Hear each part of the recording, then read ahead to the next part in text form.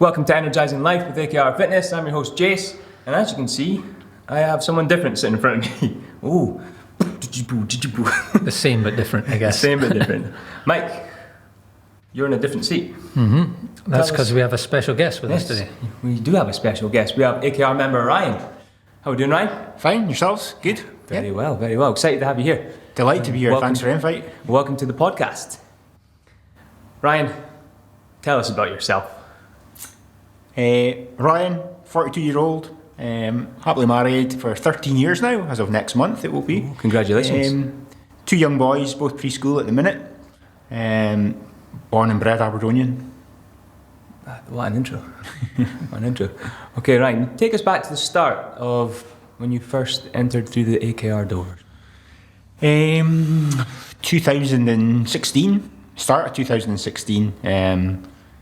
I'd been a member of a gym not too far from here on the other side of the river for a period of time. I'd dotted about a few gyms, to be perfectly honest with you, but I sustained a back injury, if I recall correctly. I think it was muscle fatigue it was described to me as. And I fell out of the way of fitness, generally speaking. I was scrolling through Facebook and many other places and seeing AKR pop up and thought, never heard of them before. I'd been to all your mainstream gyms that's going about. Dotted about memberships, as I think a lot of people tend to do, and thought, well, let's give them a try. I've tried everybody else, why not give them a try? Fired in an email and got a response from Mike to come in, and initially in this very space we're in just now, it was just a little chat. Who are you? Tell us a bit about yourself, etc. And it just took it from there. Nice. What was the initial attraction to AKR? When you were scrolling, what stopped you? I think it was just one of the first ones to flag up. I don't know why it came up, but it just came up. I'm not going to get all romantic and say it was fate, but is that why you started it with an A? Sounds like a bit of curiosity, though. You're obviously familiar with a lot of the other options for fitness in the city, and this one was, that's something I've not heard of. Yeah, it was something new. It wasn't one of the ones I'd been a member of previously. It was something different, and yeah, it was very much a stab in the dark. Let's see what this place is about. Let's see what they've got. And so going back, you said, you'd had a muscle fatigue in your back. You had been going to a gym. Do you remember where you were at in fitness and in life, like how things were? Were you feeling in shape at that time, or where were you in terms of your fitness? Yeah, I was in a good place, fitness-wise overall, I would say. Historically, in respect of general fitness, I'd always dabbled in it, but I'd never considered myself to be fit. And then during that period, I had got myself to what I considered to be a decent level. The injury hit, and it was the snowball effect thereafter. So fitness stopped in terms of going to the gym. Eating totally changed. It was then just a free-for-all, basically. So I very much went in that good old spiral and just chuck it type thing. Sounds like what you're saying is fitness was a big value in your life, and when you had that knocked, it knocked everything else. Yeah, it definitely did. It definitely did. It knocked everything back. It was very much well, that's it, blown now. I'm going to be out for whatever period of time until this back gets corrected, as it were. So yeah, it was pretty much a case of just let's chuck it. Mm-hmm. Yeah. And as far as time in different gyms, what sort of things were you doing when you went to the gym before AKR? Initially, so prior to AKR, if I go right back, it was all just watching what other people were doing, making it up as I went along, just sort of sitting on machines and pretty much sitting on machines, not doing much with them, to be honest, just sitting on machines. So when you turned up and on a given day, did you go into the gym knowing what you were going to do for your workout, or was it just go in and make it up as you go along on a given day? Yeah, it was very much off the cuff. I mean, I would have a little sequence whereby I would always start with either a bike or a treadmill. Felt that was my warm-up, and then go into just some static machines. Very rarely did I touch a dumbbell or a barbell or kettlebells or anything of that nature. It was all just the static machines and just what did I feel like, where will I go next, or what's available, what's free.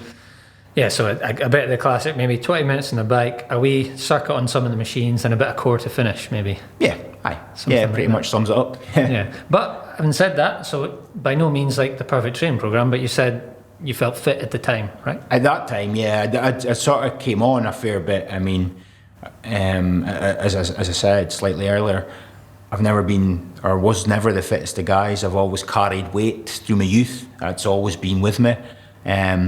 But I was getting to what I consider to be a good place and a more comfortable place for me in terms of overall fitness. Mm-hmm. So, yeah. And how many times a week were you going to the gym? Do you remember?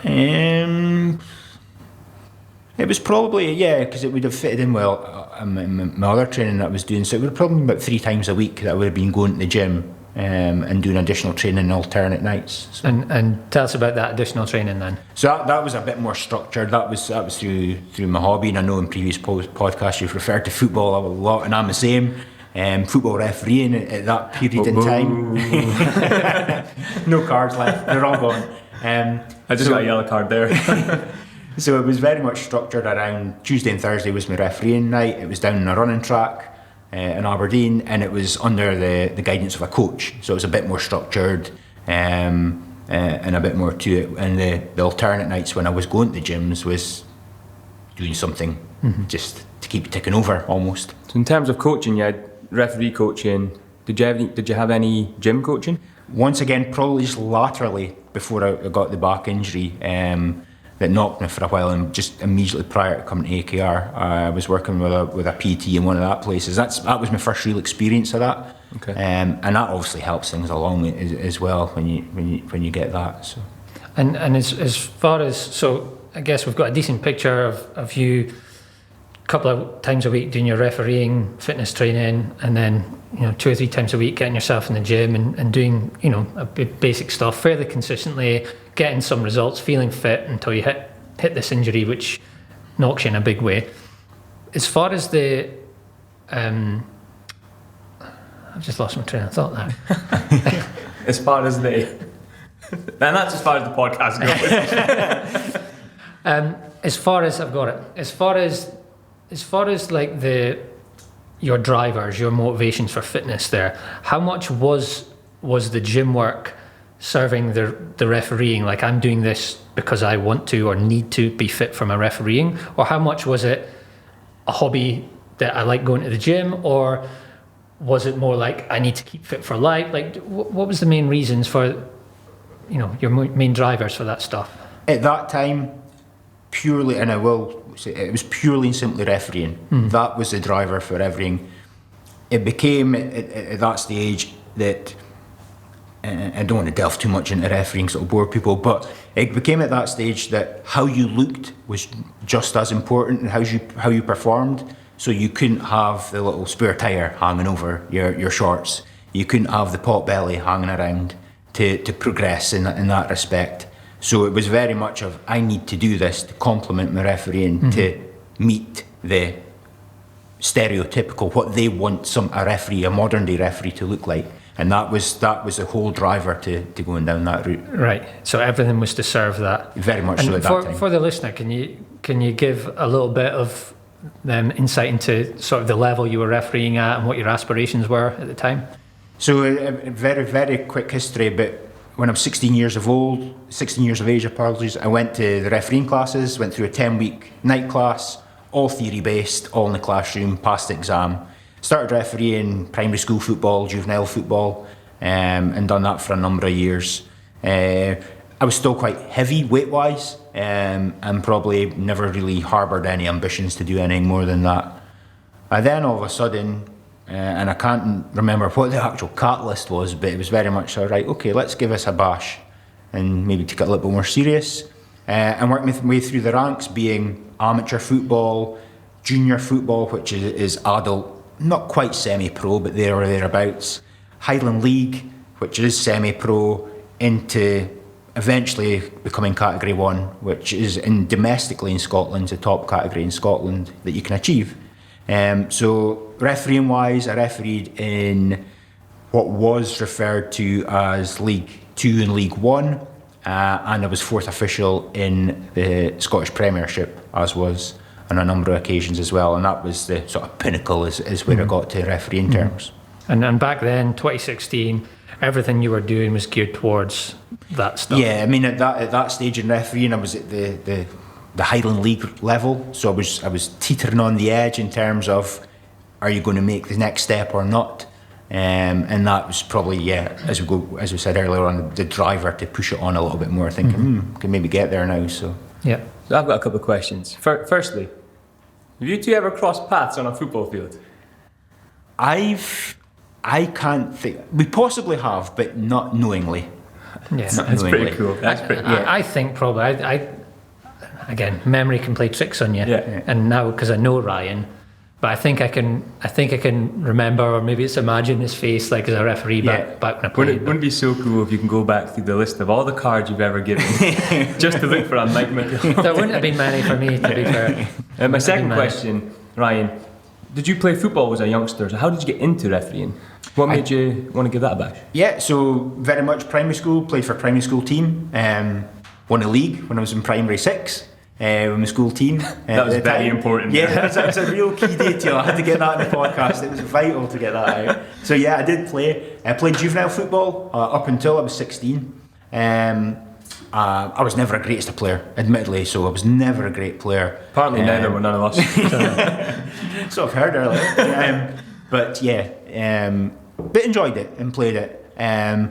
Played a year or two in amateur football, so adult sort of non-competitive, if you like, type football. But other than that, at 16, sort of refereeing almost sort of took hold as opposed to playing, because very early I realised, even well long before them, I was never going to make anything in terms of playing. Yeah. So what was the changing point to go from playing to refereeing? What made you want to be referee? Because I mean, I've played a few games and the referee gets a lot of stick. Yeah.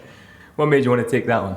I think the season had just finished, if I remember rightly, and there used to be a paper in Aberdeen on a Saturday night called the Green Final, which the Aberdonians will know well, and it had the advertisement in there for that to come out as well. So I just sort of thought, well, why not? And I also, I don't know if I'm making this up or not, but also the Duke of Edinburgh. I think it was used as part of my Duke of Edinburgh scheme as well. Okay. If I remember correctly, I think that was also in there as well, because it would have been exactly the same time. So, all right. So let's going back to 2016. We've got a wee sort of base of history there. Do you remember what your first impressions were coming into AKR? I remember the red velour seats in this very space that we sat on and had our discussions. I came in here. There were a couple of people training in the gym. One of whom, I didn't realise at the time, but it was one of the members was a year below me at school. So I knew that face there. It was a familiar face straight away. And I came in here, and the first thing I do remember when I sort of reflect on it was just how very much relaxed it was and very open to. It wasn't a case of sell, or get you signed up. Here's a membership form in your face. It was like who are you? Let's find out a bit about yourself, type thing. And that's one thing it does come to the fore when I think about it. Mm-hmm. So it felt personal. Yeah, it did. It was all about. What are you? Why have you decided to come and speak to us? What is it you'd like us to do for you, type thing? So yeah, it was very much about what can we do for you and who are you, type thing. Since that first day, you've had now more than 800 visits into this very place. Scary. More than 500 small group PT sessions. What's made you stay? What's made you come back? What have you got from it? Because the driver now has moved away from sport specific and refereeing, and it's now very much a much more balanced well-being approach to life now that I take from it, more than anything else out of this. I don't competitively participate in anything. I just come here now, and it's very much it's the feel-good factor, and it's the benefits out with that I get.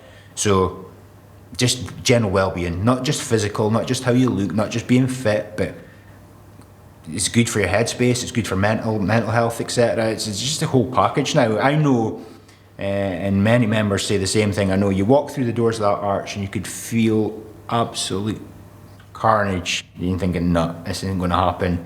And I've seen within 5 minutes of warm up, all of a sudden it's changed, and you're walking out there with a massive spring in your step. So it's just that positive vibe, that positive feeling that's now, and it's taken me a long time to realise it, I'll be honest with you, but that's what I get out of it, as opposed to, yeah, I'm faster now, I'm a bit leaner now, I've lost half a pound now.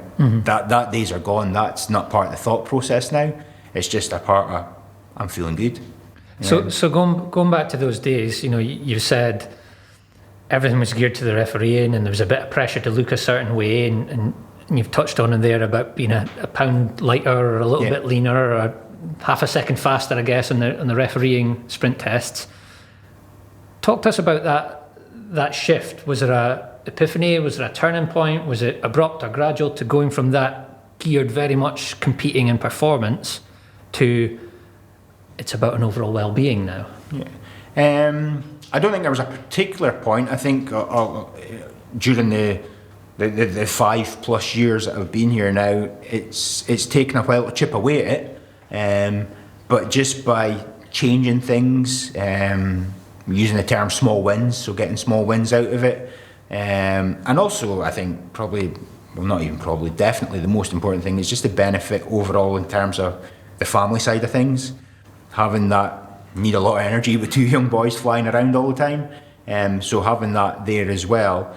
But it's very much, it wasn't just an overnight change and it was like, I need to do that now. It's very much, I've just learned things as I went along and continue to learn things as I go along, and how I can just make slight tweaks, slight changes, not big, massive, wholesale changes to things, and just work on them for little periods of time, and just get them embedded into what I do and how I go about it. Mm-hmm. It sounds like I'm going to try and draw this out. It sounds like there's a couple of pieces to this. So on the one, it sounds like there's maybe just this gradual shift of what's important to you. You mentioned the family and the boys. And so originally you've got this drive for the refereeing and everything's dialed in for that. But partly maybe just through, growing older, through changing in life circumstances, what you need or what you get from fitness has changed, or what's important to you has changed. Yeah. And then possibly there's another bit of like how you interact with fitness. Yeah. So in this period where it's all objective and results, and and I'm using the word competing. I know in refereeing, like the ref isn't competing as such, but we've spoken in the past about like the tests and the demands that are put on you. So there's that like highly focused, outcome orientated, and it sounds now you're talking about little tweaks and general well-being, and so I'm in the ballpark with those 2 points, like a shift of what's important to you, but then maybe as a consequence of that, a shift of what fitness means to you and how you interact with fitness. First point, I suppose, just getting maturer, get a better spin, and more knowledge, more educated by coming here, by taking away little chinks from the coaches, just little drop-ins now and again, which has helped me. Just the life circumstances, I suppose you would say. Mm-hmm. That was a period of time where I was driven and I wanted to get to that stage, and I don't know if there was maybe also an element of I've got that stage, I didn't quite reach the pinnacle in terms of, let's say, refereeing in the Premiership, but I got to Category 1, which in its own right I'm quite proud of achieving that, given what I started at. But now it's a case of, I don't need that now. I don't want that now. What do I need now? And it's more just a wholesale lifestyle attitude, I suppose, rather than just, as we said, I need to be half a pound lighter, I need to be half a second faster type stuff. It's that those days are like, I don't need that now. And once again, as I've said, it's maybe because I'm maturing more around that, saying, no, that's not what life's about, and that's not what fitness is about. Yeah, so your motivation for fitness has shifted, and like as that's happened, how does fitness feel for you because it strikes me that reading between the lines, like that pressure on the refereeing side of it, that dictated, I guess, your attitude towards what you've got to eat and how you're going to be in the gym and stuff like that. Versus now, everything feels a little bit lighter. Yeah. Do you know? You said a wholesale thing, and so your motivations for exercising have shifted a little bit. And how has that changed how it's felt for you? I think it's now just because I do it because I want to do it and I enjoy it. There's not that external pressure to be a certain way, a certain type, or at a certain level. It's now just a case of I do this because I enjoy doing it. And I know, like, for example, at work, and people will often ask about why you eating that, or what's that you're eating, or why you out cycling at that time, and what it's like. Just that's what I do. It's just me. It's who I am. It's what I bring. It's just that's what I want to do. But it's because I enjoy it. It's not because I need to do that. I need to be doing this. I need to be eating that. It's like I enjoy that. I like that. So it's now that's me. This is Ryan. This is what Ryan brings to the party in life type thing. This is what I do. Yeah. So and how does that enjoyment compare to the enjoyment you got previously? Different, I would say, in respect of at that taking a step back, the enjoyment was there because I was achieving what I wanted to achieve. So there was a whole progress, there was a whole reward at the end of it. Now there's still the reward, but it's a different style of reward. It's internal, it sounds like. Yeah, it's very much now a case of the reward I get out of this is feeling good. And that is purely and simply in a nutshell what it is. It's just about feeling good and feeling motivated and being on it. Don't get me wrong, I have the wobbles, I have the bad days, as we all do, but over the piece, in the main, yeah, it's good. It feels good, and I want to keep that feeling, I suppose. Yeah.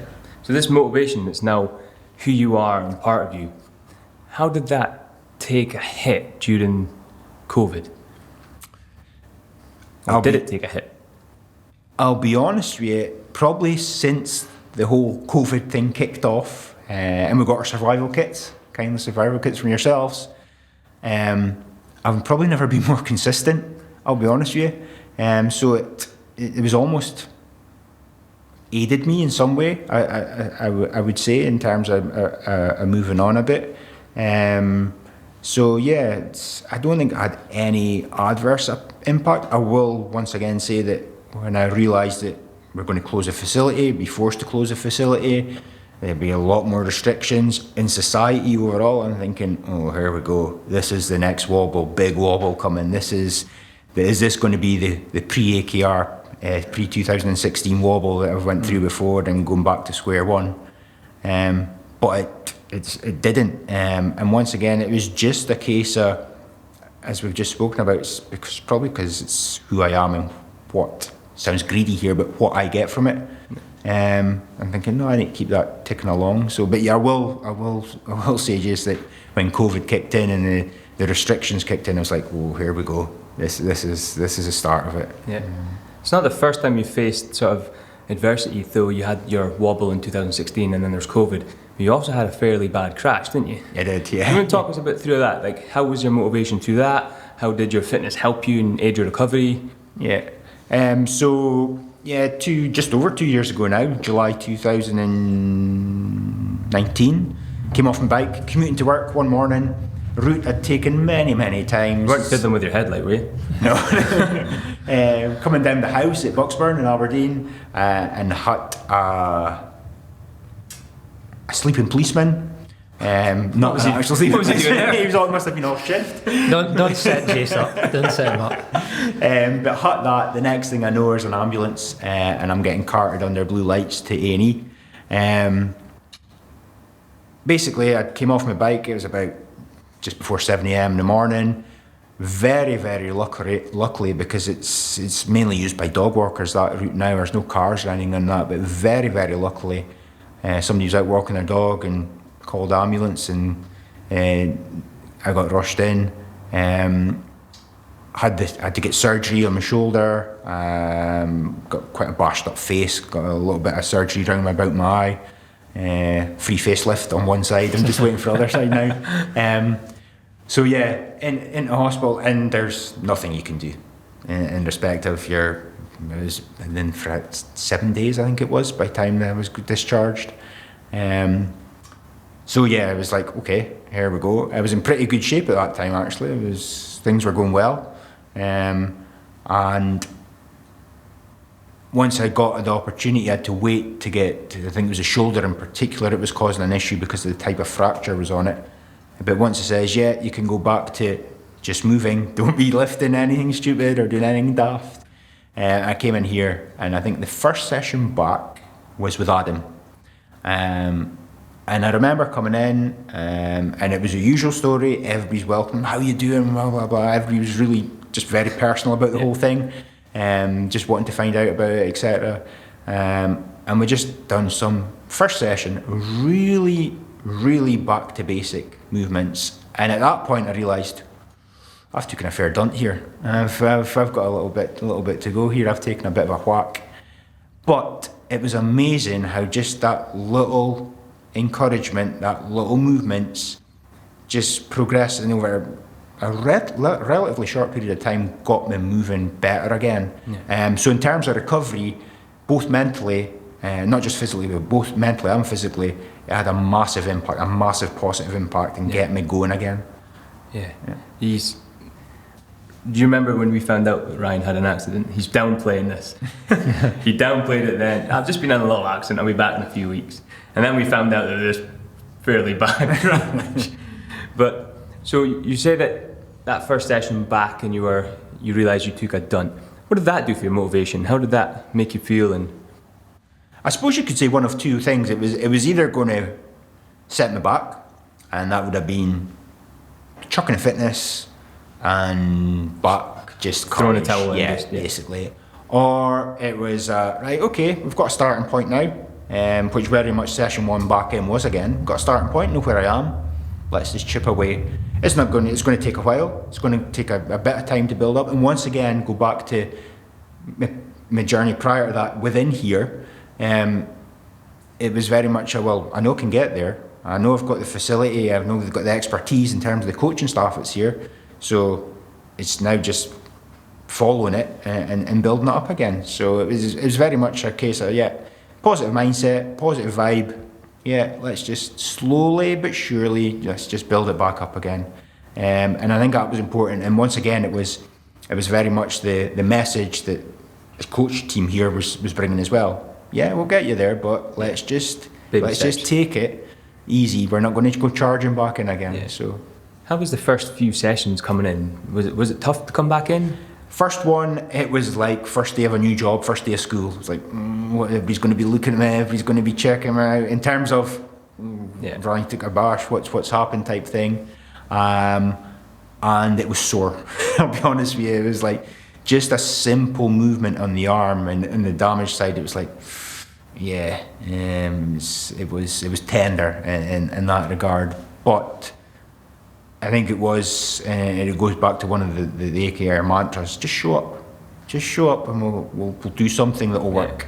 And that it did. It's proven to be the case. It strikes me that the relationship that you had with fitness just going into that accident has served you well for getting back into it, as opposed to, like the all or nothing, the extreme start-stop relationships that many people had. You're in a place where you were in a balanced place before the accident, so therefore coming back, you could come back in a balanced place without panic mode, even though, like you said, I'd taken a fair dunt or whatever your words were. Yeah.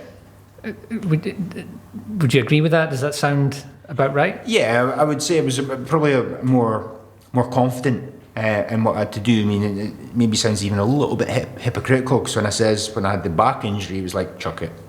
It was game over, chuck it type thing. Whereas this time, it was a more significant injury, I would say, or injuries in terms of what had happened.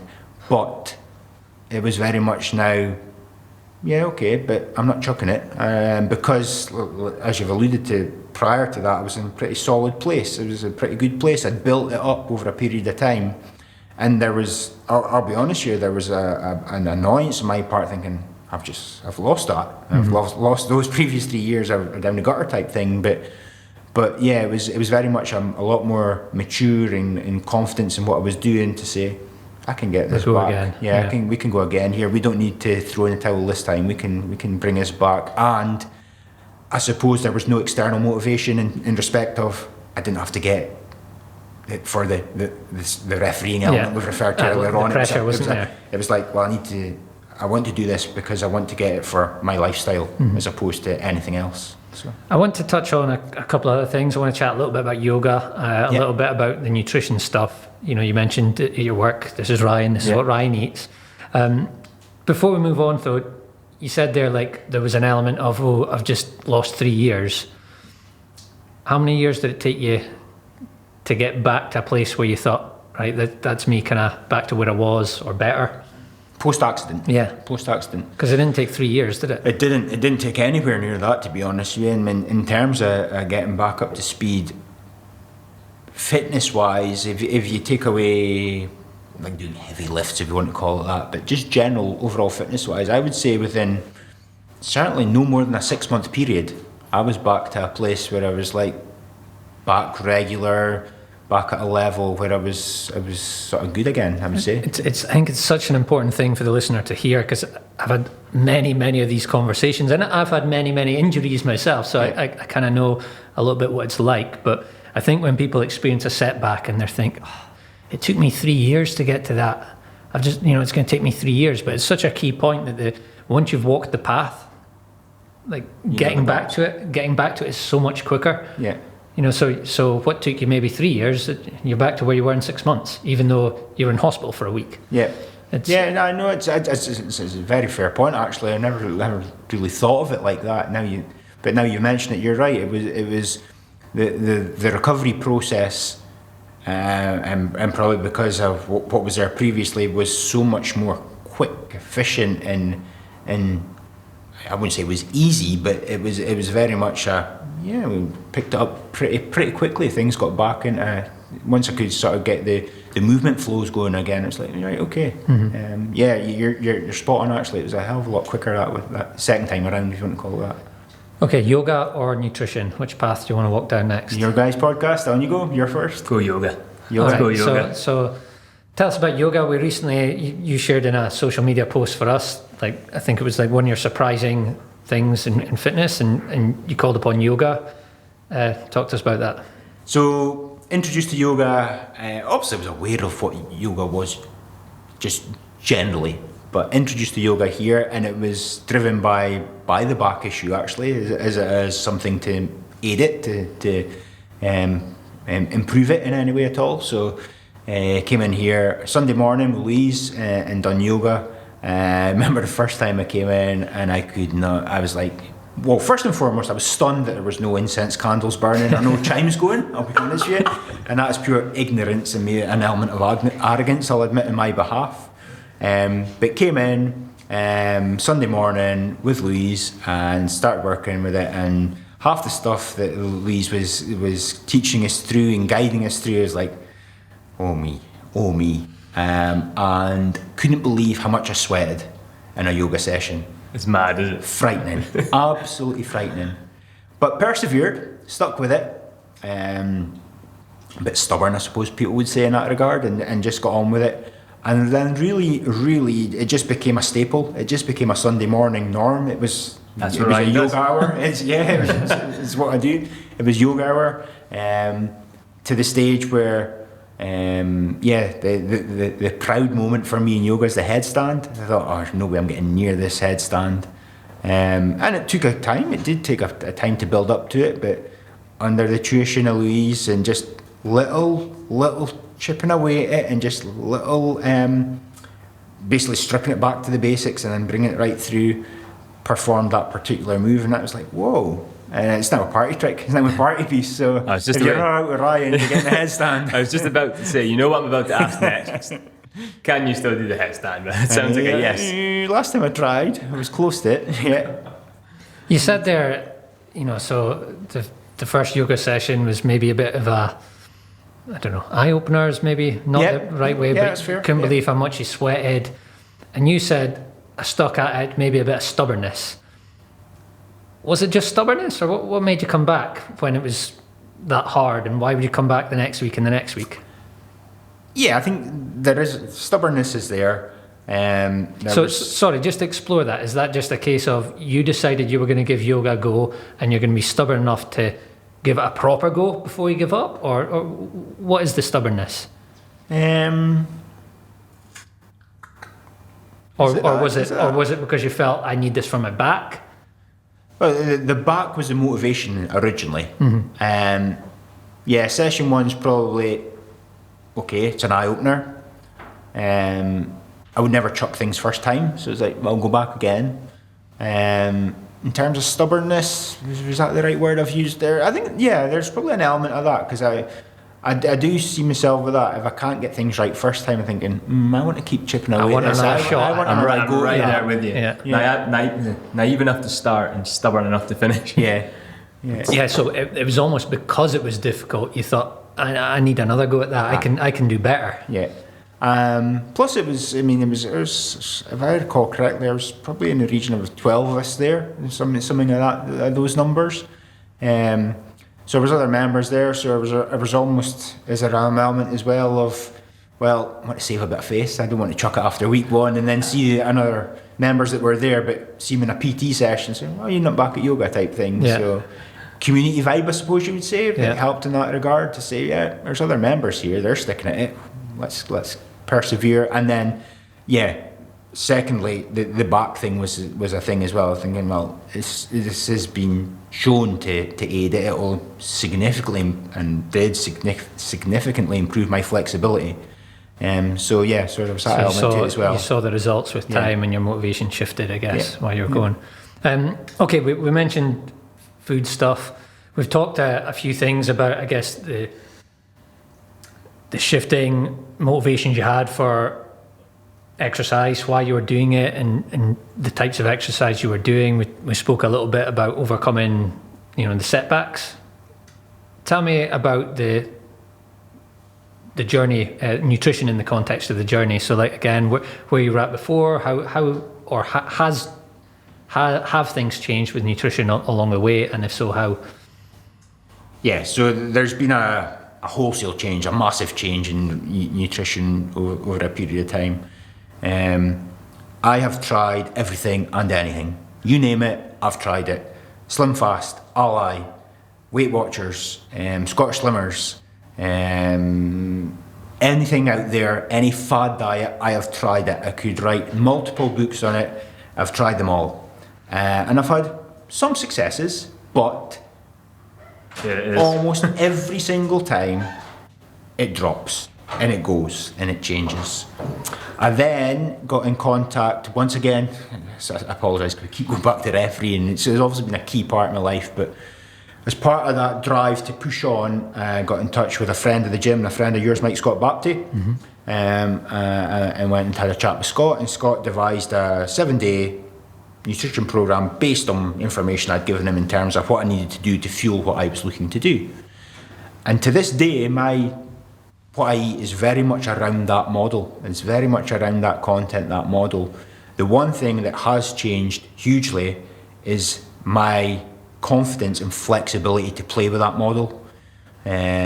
So whereas I would be quite rigid, the plan says X, I'm having X and I'm having nothing else. Now it's like, yeah, the plan says X, but I could substitute that and mix this in and change that and pull that away and add that. So confidence is a word I've used a couple of times. That's there again, there with food. And enjoyment.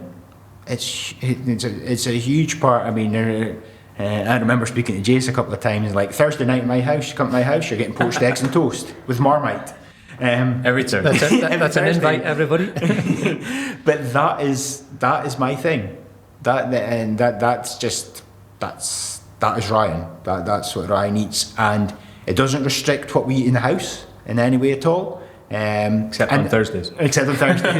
And similarly, like I now have the confidence and the flexibility to say, if we're having something in the house for an evening meal, let's just say, to save us cooking a meal for the two boys, a meal for Karen, a meal for I. It's like, well, we'll all have the same thing. We'll just tweak things slightly. So, for example, I might throw together a big salad. Now, our youngest, Finlay, at the moment is going through a phase of where he just demolishes sugar snap peas, peppers and cucumbers. So it's fine. Prep my salad, you got that on the side as well. So it's just, I'm a lot more confident and flexible, and most importantly, enjoy what I eat. And I go back to the work stories again. Once again, people are forever asking me, what are you eating today? What are you eating today? And they think it should just be rabbit food. Is what rabbit food pasta is. It's the typical, stereotypical perception of what people who enjoy well-being have. And it's like, no, I don't. And then when you're eating different types of things, and it's like, oh, where'd you get that? What's in that? So it's funny. You've said you've now got this flexibility and enjoyment. I think that's the two key words there. But equally, you're saying the perception from someone who maybe isn't quite into exercise the same way, the perception is of what you used to do of having rigidity and boring or bland foods. Yeah. Isn't that interesting? So the success, the area that works is flexibility and enjoyment, but the attitude is that we have to have rigidity and not enjoyment. Yeah. So if you can, tell us about the difference between those two, because from what you're saying, you were in the rigidity. I was very... what's different, and how and why did you change? Talk about the process from going from rigidity to flexibility. So in terms of, I suppose it was follow the plan. Originally, it was like stick to this. Use stubborn a couple of times and to describe things. I suppose there's an element of that again. It's like that's what it says. That's what I'm doing. Oh, and I've paid for this plan, so that's what I'm doing. I'm sticking to it type thing. Good Aberdonian coming out there. But so there was that, and it was very much as I suppose one of the reasons I was so rigid around it is because I could see results coming off the back of it. I used to be notorious for a Sunday morning on the scales. And that number on a Sunday morning would make up the rest of the next week in terms of what I was going to do, how I was going to act, how I was going to behave, what I was going to eat, the works. It used to be like, it's up half a pound, it's down half a pound, type thing. I then very quickly just delving off into the scale side of things, had a chat, I think it was yourself, Mike, one day, and he says, why don't you just get rid of the scales? Just go on your feeling, use clothes, use other metrics, get rid of the scales. And to this day, I think the last time I stood in the scales was in the body monitor within here, and that was probably last year now, if I'm honest with you. In fact, would have been pre-closed down was the last time. So scales are not an element, an issue for me now. But in respect of movement, nutritionally wise and food wise, I think I did realise that if I stick to this so rigidly, I'm going to bore myself out of it. I'm going to fail here. I'm going to falter because I'm going to be eating repeat. So it was just having that, once again, building up slowly but surely an element of confidence, just experimenting. I mean, I've seen myself, and I know previous podcasts you guys have spoke about metrics and spreadsheets and stuff like that. I've seen myself sitting down on Saturday night, once the boys are asleep, TV's generally not great anyway, and I'll work out how I'm going to flex things, and I'll just sit down and crunch numbers and move things about and tweak things about just to stay within the model, but change and freshen things up, I suppose you would say. And it's, once again, it's just confidence, maturity, I suppose experience goes into that as well. It's just like, well, yeah, if I have that 2 extra squares of dark chocolate on a Sunday night, I'm not going to put on a stone next week. You know what I mean? Yeah. But originally there maybe was that, fear. Not that extreme perception, but there was that feeling that it's going to scupper everything.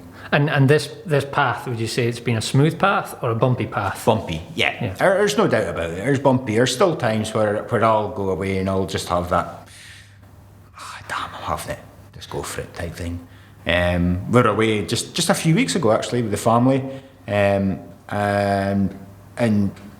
once again, sort of I would stick to what I knew in terms of during the day, in terms, I wouldn't eat the exact thing as I've eaten all the time, but I knew roughly, yeah, I can eat that within there, and then evening I just totally flex. And if I wanted that burger and chips with extra mayo, that's what I had. And it was Get that on a t-shirt. Put that on a t-shirt. And that was it. And that's the confidence I've gained. And once again, it's the realization. It's like, well, that's not going to scupper everything. Right? So it's not going to wipe everything out that you've done positively over the last 5.5 years. It's one meal that you're changing, or one additional thing you're adding in there, and for enjoyment in the day. And I think that's key. It's the enjoyment aspect. Yeah.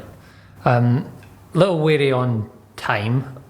Just wanted to give you a moment if there's any sort of message. I don't know if you've got anything else you want to touch on. I just had one more just quick question on something you said there about scales, and I think it could be really beneficial for a lot of listeners. Mike had suggested getting rid of them, not standing them. How did you feel about that? Did you trust it? Did you accept it? Or was it scary and you just went for it anyway?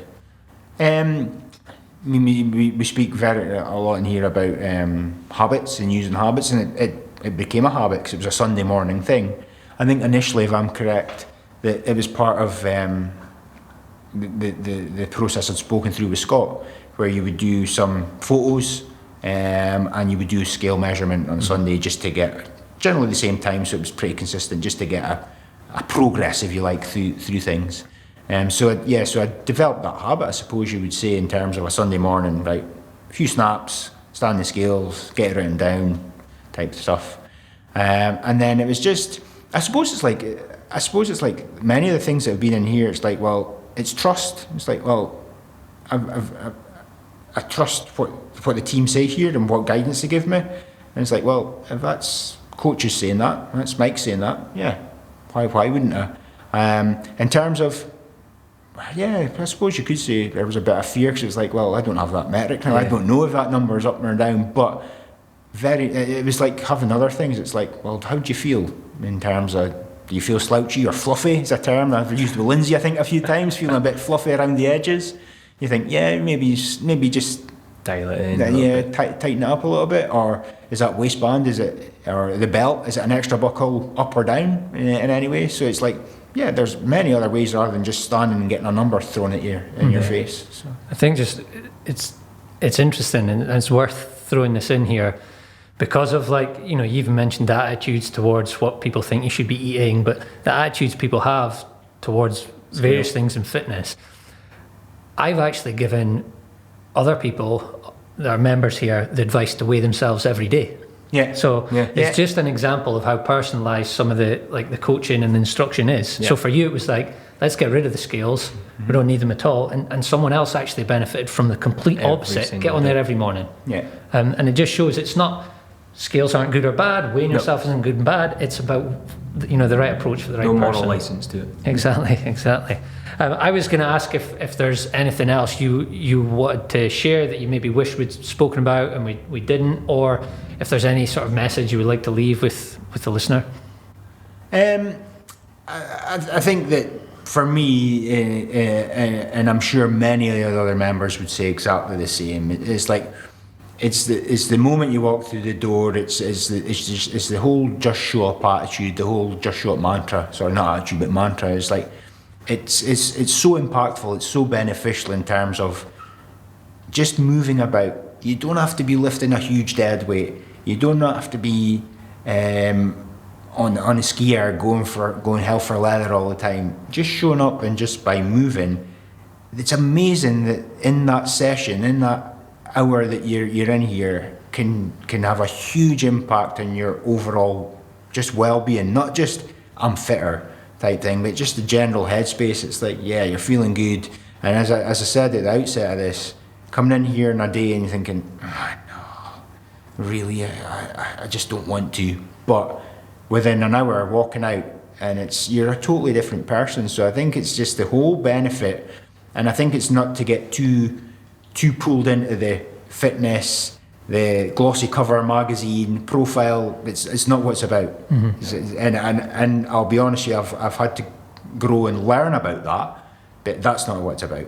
Mm-hmm. It's just about feeling good about you and what's round about you. Yeah. a much more, I suppose you would say, holistic approach to the whole lifestyle thing, as opposed to just, I've got half an inch less on my stomach type thing. Yeah. It's a broader view of fitness. I just wanted to touch on that bit then. So when you are feeling, I don't really want to do this today, what gets you in the door? Knowing that when I'm walking out, that feeling I'm going to have. Having experienced that now, and knowing that, it's like, but I know when I walk out the door, I'll feel a hell of a lot better. I also know that when I come in, no matter which coach I'm working with, and no matter which pod I'm working in and which members I'm working with, everybody is out just to see how you are, and the coaches in particular, to mould the session to you. Very much so that one of the first things, you guys are well versed in it obviously, but one of the first things that you get asked is, what's your energy level out of 10? Where are you? Go around each person in the pod and get a feel for everybody's energy level, and you might be sitting, let's say a 7 out of 10. The member next to you might be a 2 or 3. And the great thing is the session will work for both people, based on how it'll be delivered in respect of, you might be doing the same movement pattern, but you could be working total extremes of that movement pattern. So it's once again, it takes that personal approach to it. It's like, okay, Ryan's on a 7 out of 10, right? Let's push Ryan on again. Whereas, I don't know, let's just say Susan's 4 out of 10 today, right? Okay, we'll tweak that for Susan, and to see that in action, it proves it works. Yeah. So no matter how you feel, you're going to walk out feeling better. Yeah. But you're also going to get the right level of work and the right intensity and the right session for you. Whether you're feeling on top of your game or you're crawling in the door, it's going to be tailored. Absolutely spot on. And very quickly go back to many of the other mainstream gyms I've been to. You could go in feeling 7 out of 10 and you put yourself through a decent workout. You could go in feeling 4 out of 10. You go into the gym, you might do a couple of minutes in a treadmill, and you'd be back in the change room, and if they had a sauna or a steam room or a pool, you'd be down there sitting doing nothing else for the rest of the session. That's the reality of it. Whereas here, I'm going to get a session here, but it's going to be tailored to what I need and how I am today at this point in time. You've done my job for me. Anything, Mike, you want to add on? I think that's a great place to wrap up. Brilliant. Ryan, thank you so much for coming on. It's been a pleasure to have you sitting with us this morning. It's afternoon time. I'll get that right one day. Mike, thank you very much for joining and co-hosting with me. Folks, if you have enjoyed Ryan's story and you think we can maybe be help for you, reach out. It's akrfitness.com, and we will see you next time.